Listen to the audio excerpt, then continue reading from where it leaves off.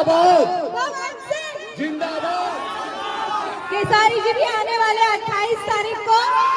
सबसे विनती करने आई हूँ मैं आज आप सबके बीच में, पवन जी को जिताना है। मैं पवन जी के बारे में कुछ कहना चाहूंगी आप सबसे। पवन जी हमारी इंडस्ट्री में सब लोगों का बहुत सम्मान करते हैं। पवन सर तो है भाई, और उनका पावर दिख रहा है ना? और उन सबके लिए आप उनकी शक्ति है, आप में उनकी हिम्मत है। तो 12 नंबर पे कैची छाप को बटन दबा के जिताना है और हमारे पावर स्टार को जिताना है। उनका पावर बनोगे ना आप लोग?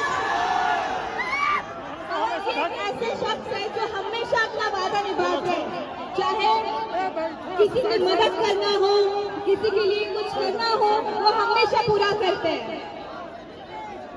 तो आप लोगों को जो वादा किया है पवन जी ने, वो डेफिनेटली मुझे पता है पूरा करेंगे।